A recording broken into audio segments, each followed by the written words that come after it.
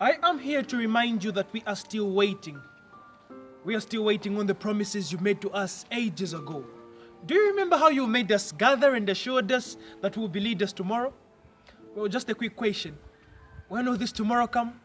Because it has been ages. It has been ages when we were told that in our hands is where the future lies. Little did we know that those were just lies, because technically we are still waiting on you to make decisions for us. And the worst part is that you get little or no consultation from us.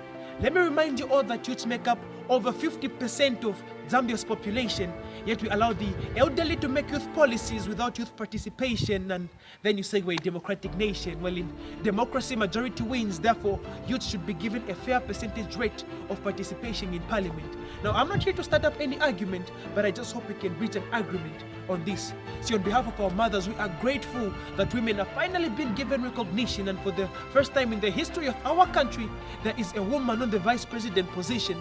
There was an advocacy for a 50% women representation, equity and equality between men and women, and all these things are slowly being accepted.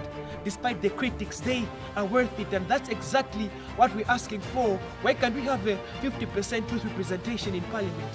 Why should you decide how our future should be whilst you won't even be part of it? Just recently, we were celebrating 54 years of Zambia's independence, or should I say you were celebrating it. Because in as much as you say we are independent, we are still dependent on you, not because we want to, but because of the top-down leadership system which compels us to. Now remember that the wise say that a leader is actually a servant of the people.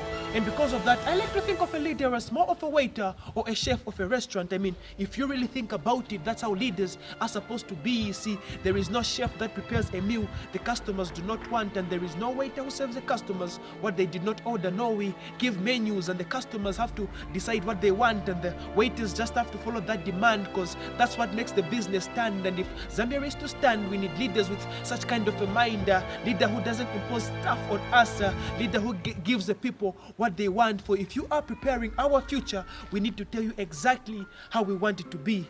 But the problem is that you're always right. You have more experience, you know everything. See, the world has changed, so has experience. The world has advanced, so should your leadership system include youths fully in decision and lawmaking. That might just be the missing piece to complete the puzzle on how we can develop at a faster rate. The first Republican president came up with a slogan, "One Zambia, One Nation," to show that we are all one, regardless of color, gender, race, tribe. But the aspect we keep leaving out is age. And our time is running out, but we are still on the same stage. The tomorrow you talked about is now yesterday, and you failed to fulfill your pledge, because every time the alarm goes off, you click snooze and tell us to wait. But wait, for how long are you going to snooze our right to participate? Because sometimes later becomes never, and never is not in our favor, for we have a lot of ideas we need to offer, and snoozing our time is not being clever. It's actually disappointing, because it's you we used to call mentor. We wished you well in all your endeavors, but now that you are there, you refuse to deliver that which you promised to give us. Jesus. Now I know how you felt when you were betrayed by Judas. Anyway, scratch that. We gave to Caesar what belongs to him. Now we need what belongs to us. Youth participation is not a term, it's a right. And so long we're not enjoying this privilege, we shall stand and fight. So once again, the alarm has gone off. It's either you acknowledge it and we all win, or you snooze and lose. Because it doesn't matter the miles we need to cover. If a journey of 1,000 miles begin with one step, then our feet shall surely take us there. So let this message be heard, for the voice is louder when we speak together. Salute.